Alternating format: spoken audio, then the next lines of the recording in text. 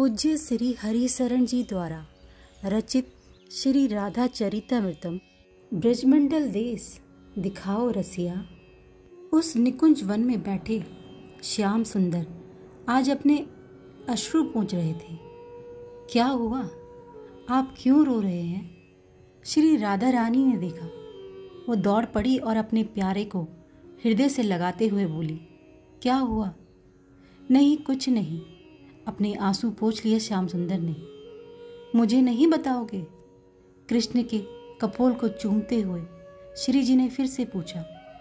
मुझे अब जाना होगा, पृथ्वी पर अवतार लेने के लिए मुझे अब जाना होगा। पर मैं भी तो जा रही हूँ ना, मैं भी तो आपके साथ अवतार ले रही हूँ। हाँ, पर हे राधे, मैं पहले जाऊंगा। तो क्या हुआ? पर आप रो क्यों रहे हो? तुम्हारा वियोग हे राधिके, इस अवतार में संयोग वियोग की तरंगें निकलती रहेंगी। मेरा हृदय अभी से रो रहा है कि आपको मेरा वियोग 100 वर्ष का सहन करना पड़ेगा। पर प्यारे, संयोग में तो एक ही स्थान पर प्रियतम दिखाई देता है, पर वियोग में तो सर्वत्र सभी जगह। मुझे पता है मेरा एक क्षण का वियोग भी आपको विचलित कर देता है, पर कोई बात नहीं, ये लीला ही तो है। ये हमारा वास्तव में कोई वियोग तो है नहीं, ना होगा। इसलिए आप अब ये अश्रु बहाना बंद करो। और हाँ, कुछ सोचने लगी श्री राधा, फिर बोली, हाँ, मुझे ब्रजमंडल नहीं दिखाओगे प्यारे? मुझे दर्शन करने हैं उस ब्रज के जहाँ हम लोगों की केली होगी, जहाँ हम लोग विहार करेंगे। चलो उठो। श्री राधा रानी ने अपने प्राण श्याम सुंदर को उठाया और दोनों ब्रजमंडल देखने के लिए चल पड़े थे। श्री राधा चरित्र का गान करते हुए इन दिनों महर्षि सांडिल्य भाव में ही डूबे रहते हैं। वज्रनाभ को तो श्री राधा चरित्र के श्रवण ने ही देहातीत बना दिया है। हे वज्रनाभ, ब्रज का अर्थ होता है व्यापक और ब्रह्म का अर्थ भी होता है व्यापक, यानी ब्रह्म और ब्रज दोनों प्राय ही है।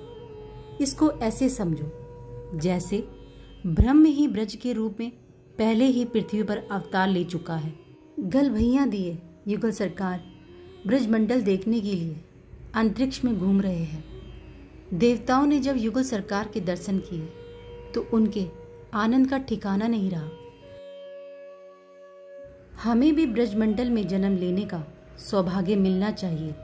समस्त देवों की यही प्रार्थना शुरू हो गई थी। हे वज्रनाभ, इतना ही नहीं, ब्रह्मा, शंकर और स्वयं विष्णु भी यही प्रार्थना कर रहे थे। देवियों ने बड़े प्रेम से युगल मंत्र का गान करना शुरू कर दिया था। इनकी भी अभिलाषा थी कि हम अष्ट सखियों की भी सखी बनकर बरसाने में रहेंगे, पर हमें भी सौभाग्य मिलना चाहिए। इतना ही नहीं, दूसरी ओर श्री राधिका जी ने देखा तो एक लंबी लाइन लगी है। प्यारे, ये क्या है? इतनी लंबी पंक्ति, और ये लोग कौन हैं? हे प्रिय, ये समस्त तीर्थ है। ये बद्रीनाथ है, ये केदारनाथ है, ये रामेश्वरम है, ये अयोध्या है, ये हरिद्वार है, ये जगन्नाथपुरी है। ये अनंत तीर्थ आपसे प्रार्थना करने आए हैं और इनकी प्रार्थना है कि बरसाना के आसपास ही हमें स्थान दिया जाए, तभी हमें भी अलादिनी का कृपा प्रसाद प्राप्त होता रहेगा। नहीं तो पापियों के पापों को धोते धोते ही हम उस प्रेमानंद से भी वंचित ही रहेंगे जो अब ब्रज की गलियों में बहने वाला है। उच्च स्वर से जगत का मंगल करने वाले युगल महामंत्र का सब गान करने लगे थे। मुस्कुराते हुए चारों ओर दृष्टिपात कर रही है अलादिनी श्री राधा रानी, और जिस और ये देख लेती हैं वो देवता या कोई तीर्थ भी हो धन्य हो जाता है और जय हो का उद्घोष करने लग जाता है। ब्रजमंडल का दर्शन करना है प्यारे, श्री राधा रानी की इच्छा अब यही है। हाँ तो चलो, मुस्कुराते हुए श्याम सुंदर ने कहा, और ब्रजमंडल कुछ क्षण में ही प्रकट हो गया। ये है ब्रजमंडल, देखो, श्याम सुंदर ने दिखाया। ये है यमुना। यमुना को देखते ही आनंदित हो उठी थी श्री राधा रानी। और ये गिरिराज गोवर्धन, और ये ब्रज की राजधानी मथुरा दृश्य जैसे प्रकट हो रहे थे। श्री राधा रानी सबका दर्शन करती है। हे राधे, ये देखो महाराजा सुरसेन, इनके यहाँ पुत्र हुआ है, वसुदेव नाम है इनका, मेरे यही पिता बनने वाले हैं। हाथ जोड़कर श्री राधा रानी ने प्रणाम किया नवजात वसुदेव जी को। और ये देखो, यह है मेरा गोकुल गांव, सुंदर है ना? हाँ, बहुत सुंदर है, श्री राधा रानी ने कहा। तमाल के अनेक वृक्ष हैं, मोरछली, कदम, नीम, पीपल और अनेक पुष्प की लताएं हैं, उनमें पुष्प खिले हैं, घने वन है, मादक सुगंध उन वन से आ रही है। प्यारे देखो, गोकुल में भी बधाई चल रही है, यहाँ भी किसी का जन्म हुआ है। श्री राधा रानी आनंदित है। वो है पर्जन्य गोप, ये इस गांव के मुखिया है। इनके 8 पुत्र हो चुके हैं, ये इनके 9वें पुत्र है नंद गोप, मेरे नंद बाबा, मेरे बाबा, मेरे यही पिता है श्री राधे। पर आपके पिता तो वसुदेव जी, पिता जन्म देने मात्र से नहीं बनते, जब तक उनका वात्सल्य पूर्ण रूप से पुत्र में बरस न जाए तब तक पिता पिता नहीं, माता माता नहीं। नंद बाबा, इनका ही वात्सल्य मेरे ऊपर बरसेगा। श्री राधा रानी ने तुरंत अपना घूंघट खींच लिया था। ससुर जी जो है, और ये देखो, ये है आपका गांव बरसाना। श्याम सुंदर ने दिखाया। अपनी होने वाली जन्मभूमि को श्री राधिका जू ने प्रणाम किया था। पर प्यारे, यहाँ भी उत्सव चल रहा है, बधाई गाई जा रही है, कितने प्रेमपूर्ण लोग हैं यहाँ के। लगता है यहाँ भी किसी का जन्म हो रहा है। श्री राधा के गले में हाथ डाले श्याम सुंदर ने कहा, आपके पिताजी का जन्म हो रहा है। मेरे पिताजी का? हंसी श्री राधा रानी। हाँ, आपके पिताजी। देखो मेरी प्रिय, वो जो भीड़ में बैठे हैं ना, पगड़ी बांधे, मूँछों में ताव दे रहे हैं, इनका नाम है महिभान। ये बहुत बड़े श्रीमंत है और शक्तिशाली भी बहुत है। इनके यहाँ ही आज पुत्र जन्मा है, आपके पिताजी वृषभान। सूर्यदेव के अवतार है ये, श्री कृष्ण ने कहा। इस बार दोनों युगल वर ने ही बरसाना धाम को प्रणाम किया था। हमें इसी बरसाना धाम के पास ही स्थान दिया जाए। बद्रीनाथ के अधिदेव आगे आए, उनके पीछे केदारनाथ भी थे।